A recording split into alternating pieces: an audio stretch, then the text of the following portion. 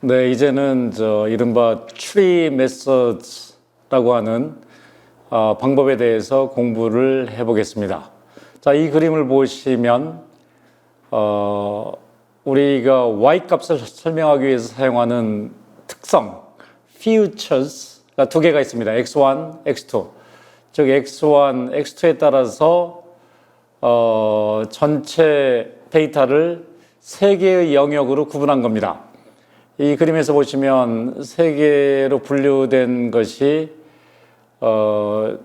두 개의 그 선분에 의해서 표현이 됐죠. 우선 눈에 띄는 게 x1 값이 x1의 경계점인 x1 상점자 a보다 크냐 작으냐에 따라서 크면 첫 번째 지역 리전 1으로 구분을 했고, 작으면 리전 2거나 3 이렇게 되는 거죠. 그래서 첫 번째 분류 기준이 x1이고 그 정확한 경계값이 x1의 a가 되겠습니다.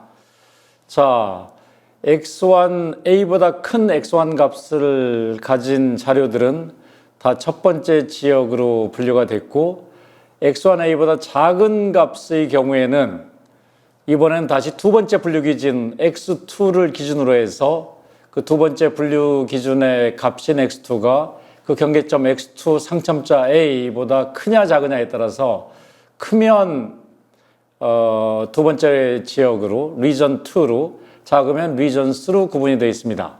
자, 이 그림을 보시면 이 세 개 영역별로 y 값이 체계적으로 다를 수도 있고, 아니면 분류 문제라고 그러면 세 개 영역에 걸쳐서 분류된 값들이 체계적으로 다를 수가 있겠습니다. 모든 분류 문제가 그런 것처럼 분류의 기본 원리는 집단 내, 이 경우에는 리전 내에서의 값들은 비슷하고 리전 간에는 값이 차이가 나는, 즉 집단 내 변화는 최소화가 되고 집단 간의 변화는 최대화가 되는 그런 분류가 좋은 분류죠. 나무를 그려나갈 때도, 즉 트리 메서드를 적용할 때도 어떤 변수를 선택해서 어떤 경계값을 기준으로 하는 것이 집단 내 변화는 최소화하면서 집단 간의 편차는 극대화하는 것인지, 그런 기준으로 변수 선택과 경계점 선택을 하겠습니다. 그것이 첫 번째 커멘트고, 두 번째 커멘트는 이 그림에서 보시는 것처럼 x1, x2 스페이스를 박스로 구분하고 있죠. 리전 1도 하나의 박스고 리전 2, 리전 3가 각각 박스입니다. 그래서 전체 x1, x2의 스페이스를 세 개의 박스로 구분한 거죠.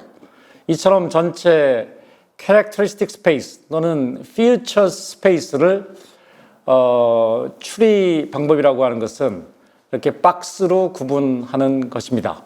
그랬을 때 박스 내에서는 비교적 동질적이고 박스가 안에는 아주 이질적이 되도록 박스를 그려내는 방법이 추리 메서드라고 생각하시면 되겠습니다. 자, 지금 하신 말씀을 정말 나무가 거꾸로 자라고 있죠. 뿌리가 하늘에 있고 아래로 가지가 뻗어나갑니다. 이런 식으로 나무를 그렸을 때 앞에 박스에 해당하는 나무는 이 박스에서 어떻게 했나요? 첫 번째 분류 기준은 x1이었고 x1a보다 크냐 작으냐, 두 번째로는 x1a보다 작은 거에 대해서는 다시 두 번째 분류 기준 x2를 가지고 x2a보다 크냐 작으냐 이렇게 구분했죠. 그것을 그림으로 표현하면 이렇습니다. 첫 번째 루트 디렉토리에서 뿌리에서 x1 값이 경계점보다 작으냐 크냐로 분류하고, 크면 그것이 터미널 노드 오른쪽으로 해서 끝납니다. 리전 3죠.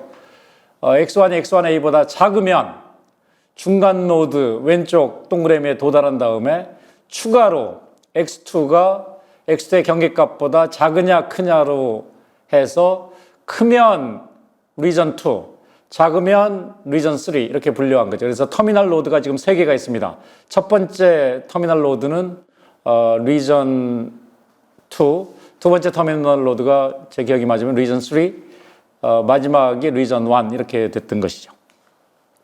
자, 지금까지 한 얘기를 수식으로 쓰면 이렇게 됩니다. 여러분들이 수학을 잘 하시는 것은 수학과 그림과 말을 자유자재로 오갈 수 있으면 수학을 잘하는 겁니다. 수학을 잘 못하면 수식만 잘하죠. 수식에서 시작해서 수식으로 끝납니다. 그런 경우에 상식이 사라지죠. 여러분들이 수식과 그림과 말을 자유자재로 오갈 수 있도록 노력을 하셔야 될 것 같습니다. 자, 이 RSS, Residual Sum of Squares, 이것은 우리가 오래전에 본 것처럼 within group variation들의 합입니다. 자, 여기 더블 서메이션인데 항상 그런 것처럼 어떤 수학 노테이션이 두 개가 있으면 마지막 것부터 계산하는 거죠. 자, 이 마지막 괄호 안을 보면 i번째 관측치의 실제값 yi와 그 i번째 관측치가 속한 박스의 평균적인 값, 즉 rj라는 게 i번째 관측치가 속한 그 박스를 얘기합니다. 그리고 y hat rj라는 것은 그 박스의 평균 y값, 그 평균 y값으로 그 박스에 있는 i번째 y값을 예측했을 때 y 빼기 y hat은 그 예측 오차죠. 예측 오차의 제곱. 이것이 그 박스 내에서 얼마나 편차가 생기느냐 이런 거고, 그것을 그 박스 내에 있는 모든 관측치에 대해서 더했기 때문에 그 두 번째 서메이션과 그 마지막 표현을 합친 그것이 J번째 박스 내에서의 토탈 베리에이션이죠. 토탈 위딘 그룹 베리에이션.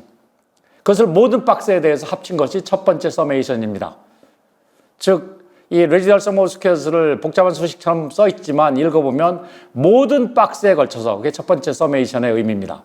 모든 박스에 걸쳐서 박스 내에서의 위딘 그룹 베리에이션을 스퀘어 메저로 재서 다 합치면 결과적으로 박스로 모형을 구축했을 때 그 박스에서 구축된 모형이 얼마나 미스하느냐, 즉 within group sum of squares, residual sum of squares를 나타내는 것이라 할 수 있겠습니다. 자, 이렇게 수식을 쓰고 나면 결국 X 캐릭터리스틱의 공간을 박스로 쪼갠다는 것은 이 residual sum of squares가 최소화되는 박스의 구조를 찾아내는 게 되겠습니다. 자, 이러한 박스를 찾는 것은 계산상 쉬운 일은 아닙니다. 따라서 현실적인 솔루션으로서는 리커시브하게, 즉 역진, 차곡차곡 차례차례로 둘로 나눕니다. 바이너리 스플리팅. 그래서 기본적으로 탑다운 어프로치고 제일 위에 한 통 속에 다 집어넣었다가 이것을 둘로 쪼개는 거죠. 둘로 쪼갤 때 어떤 변수를 기준으로 해서 쪼개는 게 좋을지. 앞서 예에서는 x1을 기준으로 먼저 쪼갰죠. 그게 좋으니까. 또 그때 어느 경계값을 기준으로 해서 쪼갤지. x1a라고 하는 경계값을 찾아낸 거죠. 그 경계값으로 쪼개는 게 제일 좋아 보였으니까.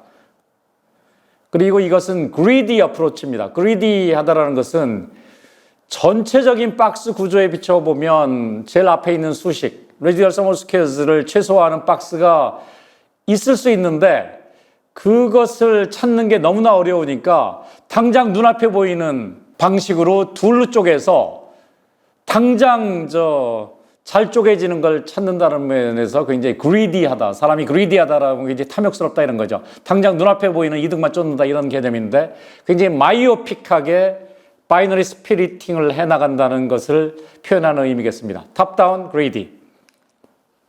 자, 이 recursive binary splitting을 1, 2, 3 스텝 바이 스텝 쓰고 있습니다. 자, 제일 먼저 한 통 속에 있을 때 둘로 어떻게 쪼개느냐. 둘로 쪼갠 그 첫 번째 박스를 R1이라고 부르고 두 번째 박스를 R2라고 부릅니다. 이 박스를 쪼개는 것이 두 개의 의사 결정이 됩니다. 어떤 변수를 가지고 쪼갤 것이냐. 이것을 J로 표현했습니다. 두 번째로는 경계점을 어디로 할 거냐. 그 경계점, 그걸 S로 표현했습니다. 즉 어떤 변수를 기준으로 해서 쪼개나 J, 어떤 경계값을 쓸 거냐 S. 즉 변수와 경계값에 따라서 두 개 박스가 달라집니다. 따라서 R1과 R2는 J와 S의 함수라고 생각할 수가 있겠습니다. 어떤 변수, 어떤 경계값, 그걸 선택함에 따라서 리전 1과 리전 2가 결정이 됩니다. 그래서 그걸 강조하기 위해서 R1과 R2 괄호 안에 JS라고 하는 것을 명시로 표현했습니다. 자, 이제는 박스를 쪼갤 때 characteristic, X를 가지고 쪼갭니다. 따라서 X가 첫 번째 리전에 속했느냐, 두 번째 리전에 속했느냐, 이걸 보는 거죠. 그래서 X가 첫 번째 리전에 속했으면 그런 첫 번째 박스에 있는 관측치들에 대해서 수식, 제곱 안의 수식을 보면 prediction error 또는 fitted error를 계산한 거죠. 그래서 첫 번째 박스의 평균은 y hat R1인데 첫 번째 박스에 있는 개별 관측치 yi는 얼마나 떨어져 있느냐. 그것의 스퀘어, 즉 스퀘어드 에러를 잰 다음에 그것을 첫 번째 박스에 있는 모든 관측치에 대해서 합친 것이 첫 번째 서메이션의 의미입니다. 두 번째 서메이션의 의미는 마찬가지로 두 번째 박스에 대해서 within box sum of squared error를 계산한 겁니다. 이 두 개를 합쳤기 때문에 total within box, within group sum of squared error입니다. 박스를 우리가 둘로 쪼갤 때 박스 안에서는 동질적이길 원하니까 박스 안에 에러들을 다 합쳐서 전체적으로 within group 에러가 어떻게 된 건지를 최소화하고 싶은 것이죠. 이 표현을, 이 수식을 최소화하고 싶은 겁니다. 이걸 뭐에 대해서 최소화하냐면 J와 S에 대해서 최소화하는 거죠. 어떤 변수를 가지고 박스를 구성할지, 어떤 경계값, S를 기준으로 해서 경계값 결정할 것인지, 수식적으로는 이 식을 최소화하는 J와 S를 선택하는 것이 바이너리 스플리팅입니다. 이해되시나요? 일단 이렇게 바이너리 스플리팅을 하고 나면 그 다음번에는 왼쪽 오른쪽 갈라졌으니까 각각에 대해서 또 바이너리 스플리팅을 축차적으로 해나가면 됩니다. 한 번 할 줄 알면 반복할 수 있겠죠. 예, 그것이 두 번째 스텝입니다. 세 번째는 스타핑 룰이 있어야 되겠죠. 이거 쪼개는 거 영원히 할 수는 없잖아요. 그 스타핑 룰은 통상 세 개가 쓰입니다. 하나는 박스가 쪼개다가 점점 줄어들어서 그 박스 안에 있는 모든 관측치가 동질적이면 더 이상 쪼갤 필요가 없죠. 그게 하나의 스타핑 룰이고, 두 번째로는 박스 안에 관측치가 예컨대 5개밖에 없다. 그럼 뭐 5개밖에 안 되는데 그거 더 쪼갤 실익이 별로 없으니까 스탑할 수도 있겠습니다. 5개가 좋으냐, 3개가 좋으냐, 정답은 없습니다. 그건 여러분들이 5개도 해보고 3개도 해보고 어느 게 더 나은지 경험적으로 선택할 수도 있겠습니다. 경험적으로 선택한다는 것은 테스트 샘플을 가지고 내가 박스 스타핑 룰을 3개 이하로 떨어지면 스탑했을 때가 미래 아웃 오브 샘플 예측에서 도움이 되는지 이런 기준을 가지고 할 수가 있겠습니다. 세 번째 기준은 이 스프리팅을 하다 보면 앞서 최대 여기 뎁스가 2죠. 두 번까지 가지치기를 했죠. 최대로. 그럼 최대 가지치기가 뭐 5개까지 갔으면 스탑하자. 이게 뎁스를 가지고 스타핑 룰을 정할 수도 있겠습니다. 역시 동질적이면 다 똑같았으면 더 이상 스프리팅을 할 필요는 없으니까 그것은 무조건 적용해야 되겠죠. 그 다음에는 뎁스로 끊을지 최종 박스 안에 있는 관측체 개수가 일정 개수 이하면 끊을지 이것은 선택의 문제라고 생각합니다. 자, 오버피딩. 우리가 계속해서 쪼개나가다 보면 극단적으로 마지막은 다 동질적이 되니까 모든 걸 오차 없이 설명하게 되죠. 예컨대 극단적으로 박스에 관측치 하나만 있으면 에러가 있나요? 그 박스의 평균이 그 자체니까 그 자체에서 그 박스의 평균이 자체를 빼니까 자기 자신에서 자기 자신을 빼니까 예측 오차는 제로죠. 이것은 마치 모형을 복잡하게 만들면 인샘플 피팅의 정도가 점점 완벽하게 증가하는 것과 같은 현상이겠습니다. 따라서 이런 경우에는 이른바 과적합이라고 그러죠. 모형이 좋아서 완벽하게 설명하는 게 아니라 모형에 대해서 그냥 비틀고 끝까지 맞을 때까지 모형을 키워나갔기 때문에 이런 문제가 생기는 것이죠. 이것을 오버피팅의 문제라고 얘기하고, 마치 리그레션에서 변수를 집어넣으면 집어넣을수록 설명력이 증가하는 것처럼 추리의 경우에는 추리를 더 크게 키우면 키울수록, 즉 스플리팅을 점점 더 해나갈수록 앞서 우리가 썼던 수식 레지듀얼 서머 스퀘어즈가 줄어드는 것 같은 원리겠습니다. 자, 여기에 프루닝이라는 게 과수원에서 가지를 전지하는 그런 개념이죠. 프룬, 영어가 가지치기 이런 거죠. 그래서 프루닝, 가지치기라고 번역하면 되겠습니다. 나무를 최대한 크게 키우면 오버피팅 문제가 생길 수가 있기 때문에 나무를 적당하게 키우다가 스탑 할 수가 있는데 이게 그렇게 바람직하지가 않습니다.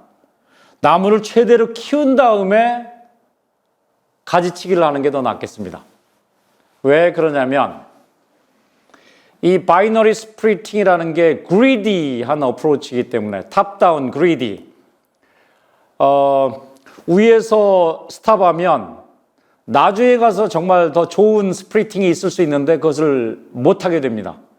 그래서 바람직하지 않습니다.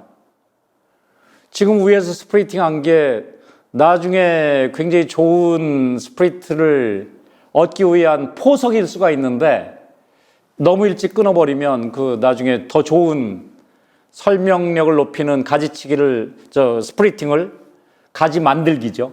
못할 수가 있겠습니다. 바로 그런 이유 때문에 일찍 스탑하는 대신에 나무를 최대한 크게 키운 다음에 의미 없는 가지를 쳐내는 이 방식이 좋습니다. 이게 프루닝의 컨셉입니다. 자, 프루닝의 기본 아이디어는 나무가 지나치게 크면 오버피팅 때문에 인샘플 퍼포먼스는 좋은 반면 아웃 오브 샘플 예측을 할 때는 그렇게 좋지 않을 수가 있겠습니다. 즉 아웃 오브 샘플 퍼포먼스, 테스트 샘플 퍼포먼스 그걸 올린다는 것은 아웃 오브 샘플 에러, 테스트 에러를 줄이는 거죠. 테스트 에러를 줄이기 위해서는 모형이 지나치게 큰 게 좋은 게 아니죠. 오버피팅 문제가 있을 수 있기 때문에 따라서 이것을 좀 더 심플하게 프루닝하는 게 좋을 수가 있겠습니다. 그 프루닝하는 테크닉이 이렇습니다. 여기에도 수식이 등장하는데 수식을 상식으로 설명할 수 있는 능력이 여러분들한테 있어야 됩니다. 자, 여기 항이 두 개가 있습니다. 왼쪽, 오른쪽. 먼저 왼쪽을 보면 서메이션이 두 개가 있기 때문에 그리고 마지막에 의미 있는 표현이 있기 때문에 역으로 해석을 하겠습니다. 마지막을 보면 yi, i번째 관측치의 실제값과 rm, i번째 관측치가 속한 박스를 의미합니다. 그 박스의 평균값으로 i번째 값을 예측할 거기 때문에 박스를 구성하고 나서 i번째 관측치의 벤치마크는 그 박스의 평균입니다. 그 박스의 평균 y hat, subscript rm 그 벤치마크에 비해서 i번째 관측치가 얼마나 에러가 났느냐 그게 yi 빼기 y hat rm의 의미고 이 에러들 중에 플러스 마이너스가 캔슬되는 걸 막기 위해서 제곱해서 다 합친 겁니다. 즉 첫 번째 서메이션의 의미는 그 해당되는 박스 내에서 within box, within group 스퀘어드 에러가 총 얼마가 되는지 합친 겁니다. 이것을 첫 번째 서메이션 모든 박스에 대해서 다 계산한 거죠. 그리고 박스의 전체 개수는 추리의 크기 t의 절대값 표현을 한 것이 추리의 크기로서 전체 박스의 개수입니다. 전체 박스의 개수가 추리에서는 터미널 로드 마지막 입새의 개수와 똑같죠. 제일 처음 그림 기억나시나요? 박스가 3개였었죠. 오른쪽에 하나가 있었고 왼쪽이 둘로 나눠졌고 3개. 그 다음 페이지에 나왔던 추리 기억하시나요? 추리 터미널 로드가 3개 있었죠. 예, 박스의 개수와 터미널 로드 최종 200 개수가 같습니다. 그 200 개수를 얘기한 거죠. 그래서 결과적으로 이 수식의 의미는 왼쪽 전체의 의미는 모든 터미널 로드에 걸쳐서 모든 박스에 걸쳐서 within box squared error를 합친 겁니다. 이게 바로 residual sum of squares입니다. residual sum of squares를 다른 식으로 표현한 거죠. 자, 그럼 오른쪽은 뭐냐? 알파 곱하기 터미널 로드의 개수, 알파 곱하기 박스의 개수. 박스의 개수, 터미널 로드의 개수는 바로 추리의 크기입니다. 추리의 크기가 크면 모형이 큰 거죠. 나무가 큰 거죠. 과적합될 가능성이 많죠. 추리가 크면 클수록 왼쪽이 줄어들겠죠. 맞춤형으로다가 개별 오브저베이션을 하게 되니까요. 따라서 왼쪽이 작아지되 그게 추리가 지나치게 커서 왼쪽이 작아진 거면 페널티를 가하겠다. 이 페널티 텀이 두 번째 알파 곱하기 t의 의미입니다. 알파가 페널티의 강도를 결정하는 거죠. 알파가 굉장히 크면 굉장히 큰 나무에 대해서는 페널티를 과하게 강하겠다 이런 거고, 알파가 0쪽으로 작아지면 나무 크기에 대해서 페널티를 별로 가하지 않겠다 이런 거죠. 그래서 이런 경우에 알파를 이른바 레귤러라이제이션 파라미터라고 부릅니다. 레귤러라이제이션 테크닉입니다. 전에도 레귤러라이제이션 컨셉이 좀 등장했는데, 모형이 지나치게 복잡해서 설명 잘하는 거는 시골에서 만난 복덕방 할머니, 할아버지께서 과거 역사에 대해서 뭐 온갖 것 다 자세하게 잘 아시는 것, 그렇다고 미래를 예측 잘 하시느냐, 그건 별개의 문제라는 거죠. 그 과거 예측 잘 하시는 거를 그때그때 말이 바뀌면서 잘하는 거는 페널티를 가하겠다 이런 겁니다. 아주 단순한 일관된 원리를 가지고 과거를 설명 잘하면 그것은 미래에도 설명할 가능성이 있는 거죠. 사이언스라는 게 그런 거죠.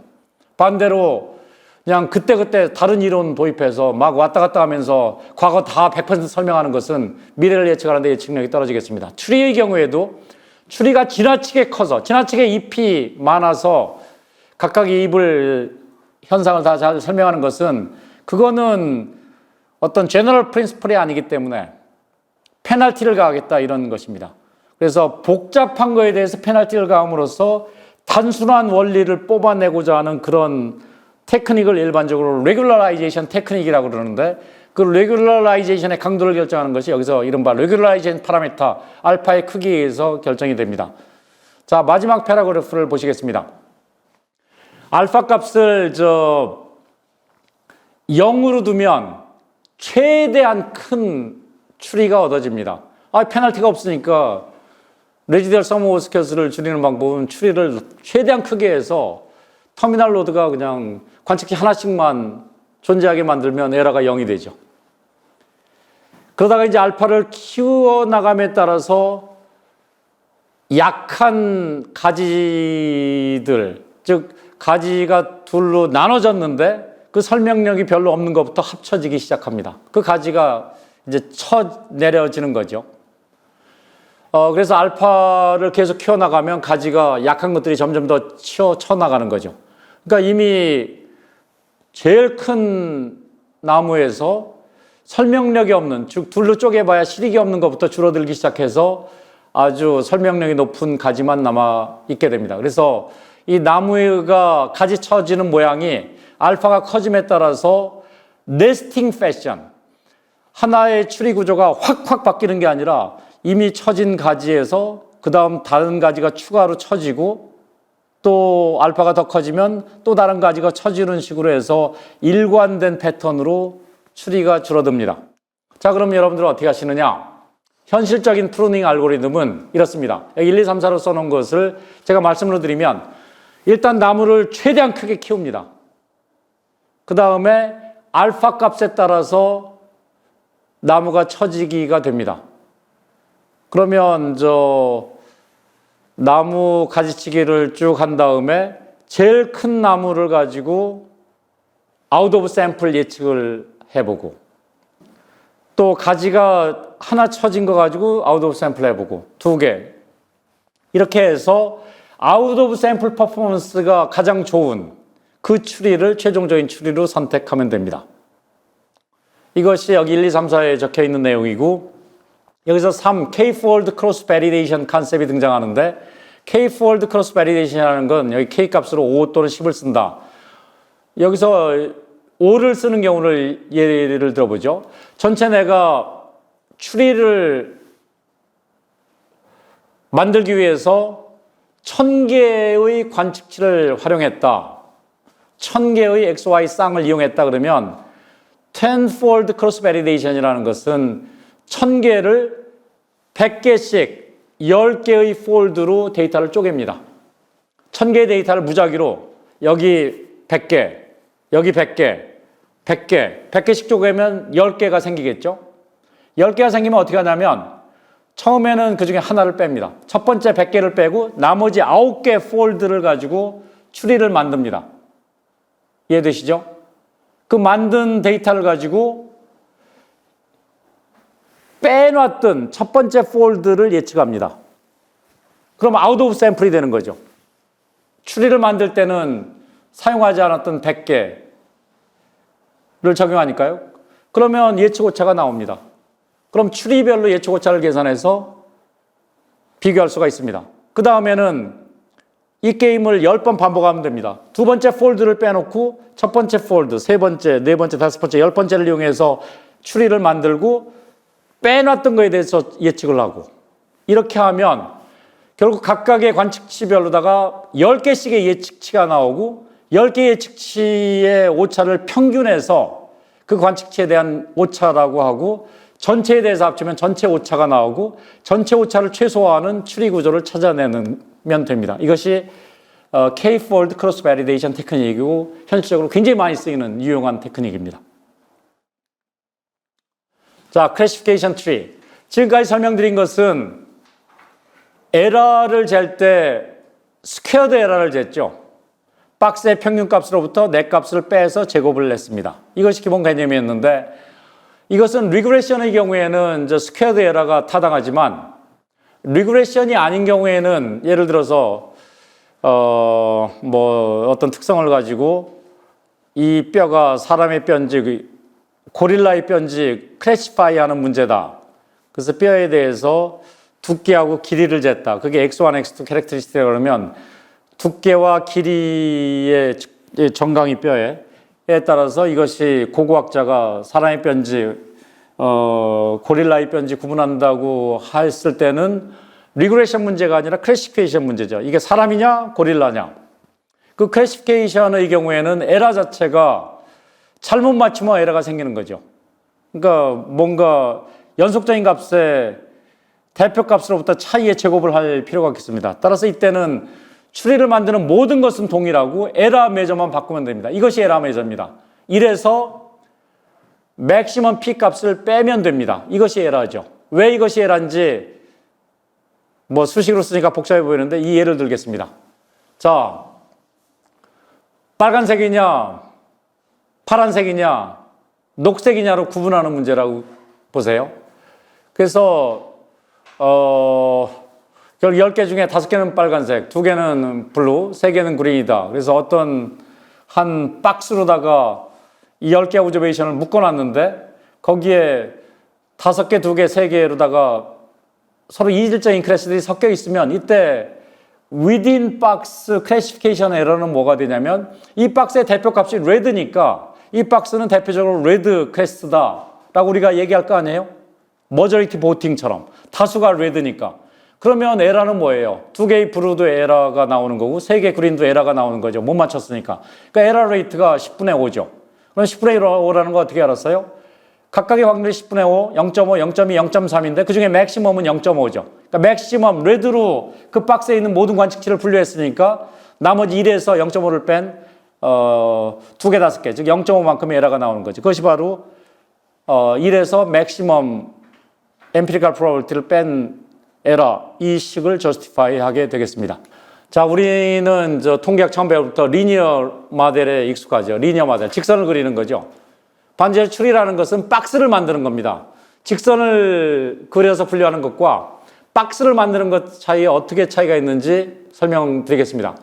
여기서 보면 위에 2개 그림을 보면 클래시피케이션 문제인데 초록색 클래스와 노란색 클래스, 2개 클래스가 있습니다. 이때 리니어 클래시파이어를 쓰면 완벽하게 설명이 잘 되죠. 근데 오른쪽처럼 추리 클래시피케이션을 쓰면 추리는 기본적으로 박스를 만드는 거니까 오차가 생깁니다. 그래서 가상적인 예지만 만약에 X1, X2의 값에 따라서 상단처럼 녹색과 노란색의 클래스가 분류되는 상황이라 그러면 추리 모델보다 리니어 모델이 유리하겠죠. 반대로 바텀처럼 밑에 두 개처럼 초록색과 노란색이 직선에 의해서 분류가 되지 않고 박스로 구분되는 상황에서는 리니어 클래시피케이션 모델보다 트리 클래시피케이션 모델이 우월하겠습니다. 문제는 우리는 이 가상적인 예에서는 현실이 위와 같은지 아래와 같은지 안다고 전제하고 있는데 현실에서는 우리가 그것을 알 수가 없죠. 따라서 현실에서는 리니어 클래시피케이션 모델이 좋을지 트리 모델이 좋을지 알 수가 없습니다. 그렇지만 일반적으로 리니어 모델보다는 트리 모델이 좀 더 플렉서블하기 때문에 데이터 사이즈가 큰 빅데이터 시대에는 리니어 모델보다는 트리 모델이 선호되는 경향이 있습니다. 앙상블 메서드. 앙상블이라는 게 서로 합친다. 모델 에버리징을 앙상블이라고 부릅니다. 우리는 이미 베이지안 모델 셀렉션에 추가해서 베이지안 모델 에버리징 컨셉을 배웠는데 앙상블이라는 것도 역시 모델을 결합하는 방법입니다. 추리 하나가 하나의 모델입니다.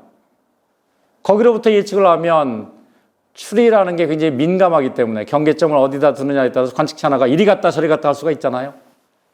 그러니까 어떤 X1, X2에서 경계점에 해당되면 그게 조금만 경계값이 변함에 따라서도 예측이 동에서 번쩍 서에서 번쩍 할 수가 있겠습니다. 그러니까 굉장히 예측의 variability가 올라가서 예측의 스타빌리티, 안정성이 뚝 떨어질 수가 있겠습니다. 바로 이런 이유 때문에 모델 하나 가지고 예측하는 것은 일반적으로도 위험한 일인데 추리 메서드의 경우에는 더 위험하겠습니다. 추리 자체가 민감하기 때문에. 따라서 싱글 추리를 쓰는 대신에 여러 개의 추리를 만들어내고 그 추리의 결과들을 에버리징 하는 것들이 일반적인 방법이겠습니다. 추리를 에버리징한다. 여러분들 애매하신가요? 자, 애매하신 분은 다시 초심으로 돌아가면 됩니다. 자, 여기 보시면 사람들을 X1과 X2 두 가지에 따라서 셋으로 분류한 겁니다. 이 X1의 경계점, X2의 경계점, 그리고 첫 번째 기준을 X1으로 할 건지 X2로 할 건지에 따라서 이 셋으로 쪼개는 방법이, 박스 세 개로 쪼개는 방법이 굉장히 많겠습니다. 그러면 이 박스와 박스 사이의 경계점에 있는 자료들은 이 경계점이 어디가 조금 바뀜에 따라서 또 기준이 되는 변수가 조금 바뀜에 따라서 클래스가 확확 바뀔 수가 있겠습니다. 따라서 싱글 추리는 위험합니다. 따라서 이 X1, X2 스페이스 상의 박스 만드는 방법을 다양하게 시도해 보면 박스 하나에서는 예측이 민감할 수 있지만 여러 개 박스의 의견을 종합하면 좀 더 안정성이 올라갈 수가 있겠습니다. 바로 그런 이유 때문에 멀티플 트리를 구성하려는 거죠. 멀티플 트리를 구성하는 대표적인 방법이 배깅입니다. 배깅. 2가 아니라 다행이네요. 배깅이면 구걸인데 구걸은 아닙니다. 배깅. 배깅이라는 것이 bootstrap aggregating의 약자입니다. bootstrap. 무슨 말씀인지 아시나요? bootstrap. 리샘플링 테크닉입니다. 영어 그대로는 부트가 구두고 스트랩이 구두끈이니까 여러분 보이시나요? 제가 오늘 끈 달린 구두를 신고 왔는데 이 구두끈이 부트스트랩입니다. 그럼 왜 부스트래핑이라는 표현이 등장했느냐? 부스트래핑. 세상이 각박하니까 어떤 사람이 길을 갔다가 우물에 빠졌는데 도와주는 사람이 아무도 없습니다. 외부의 도움이 없는 상태에서 이 물에 빠진 사람이 스스로 자기 자신을 살려내려고 애처롭게 자기 구두끈을 잡아당기는 이런 모습을 연상시키는 표현이 부스트랩입니다. 자, 이 모형과 관련해서 부스트랩이라는 건 뭐냐면 내가 자료 샘플만 리피티드 샘플 1000개의 관측치 가지고 나무를 그렸는데 또 다른 1000개가 있으면 또 다른 나무를 그릴 거고 또 다른 1000개가 있으면 또 다른 나무를 그리고 1000개로 이루어진 데이터셋이 리피티들리 관측이 되면 그때마다 추리를 만들어서 그 추리들의 결론을 에버리징하면 참 좋겠는데 문제는 나한테 그렇게 자료 한 세트 얻는 것도 어려운데 또 주고 할 그런 외부에 도움을 주는 사람이 없다는 거죠. 그러니까 나로서는 물에 빠진 사람처럼 스스로 그런 데이터를 만들어내야 됩니다. 스스로 자기 자신을 돕는 방법. 이게 부스트랩이고, 이 경우에는 애당초 데이터가 1000개가 있으면 마치 주머니에 1번부터 1000번까지 카드를 한 장씩 써서 집어넣은 다음에 샘플링 위드 리플레이스먼트로 1000장을 뽑습니다. 이게 바로 부스트랩 샘플입니다. 그럼 어떤 일이 발생되느냐? 여러 번 뽑히는 원래의 관측치도 있을 수 있고 단 한 번도 뽑히지 않는 관측치도 있을 수 있습니다. 그렇지만 이 부스트랩 샘플은 원래의 샘플과 상당히 유사한 성질을 가지고 있습니다. 따라서 원래의 데이터로부터 원하면 이런 부스트랩 샘플을 얼마든지 만들어낼 수가 있습니다. 이렇게 얻어진 부스트랩 샘플을 가지고 추리를 계속해서 만듭니다. 그래서 부스트랩 샘플을 예컨대 100번을 했다. 그러면 추리가 100개가 만들어집니다. 이 100개 만들어진 추리라는 것은 결국 앞서 그림으로 보면 X1, X2 스페이스에서 박스 나누는 방식이 100개가 있는 겁니다. 그럼 그 100개 박스 하나하나에 대해서 내 특성 X1, X2를 집어넣으면 아, 당신은 이쪽 클래스다. 당신의 리그레션 값은 이렇다라고 예측이 나오는 거죠. 그럼 예측이 100개가 나오는 겁니다. 100개 예측을 평균하면 박스 구조 하나 가지고 예측하는 것보다 베리언스가 줄어들 거다. 이것이 바로 배깅 아이디어입니다. 즉 배깅 아이디어를 언더스탠드하는 것은 딱 두 가지입니다. 추리 하나 그리는 것. 그걸 자료만 바꿔주면 또 만들어내는데 자료가 없다. 어떻게 만드느냐? 물에 빠진 사람처럼 sampling with replacement.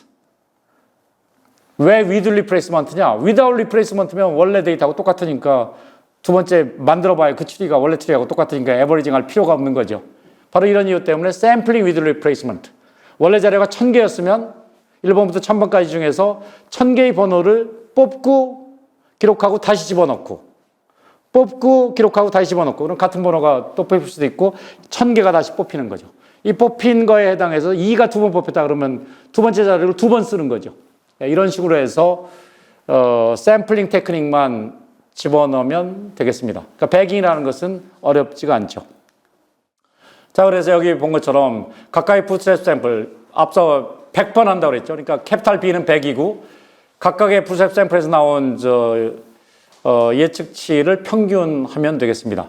여기서 평균한다고 돼 있는데 리그레션 같으면 평균을 하면 될 거고 예측의 문제라고 그러면 추리마다 예측치가 나올 테니까 100개 예측 중에 가장 예측이 많이 나오는 머저리티 보팅을 하면 되겠습니다. 가장 예측이 많이 나온 클래스로 대표적인 클래스를 예측하면 되겠죠. 이게 부스트랩입니다. 이해되시나요? 그리고 부스트랩의 경우에는 가지치기가 필요가 없겠습니다. 왜 필요가 없겠어요? 추리 하나를 크게 키우면 오버피팅 문제가 생길 수 있는데 우리는 부스트랩 샘플에 의해서 평균을 할 거기 때문에 어차피 베리언스를 줄일 수 있으니까 굳이 키워놓은 추리를 프루닝할 필요는 없겠습니다. 랜덤 포레스트. 이것은 부스트랩을 더 개선한 아이디어입니다. 기본적으로 배깅에다가 매번 스플리팅을 할 때 원래 애당초 스플리팅에 쓰이는 변수가 많이 있었다 그러면 그보다 훨씬 적은 수의 베리어블, 스플리팅 기준으로 쓸 수 있는 베리어블을 랜덤 셀렉트 하는 겁니다.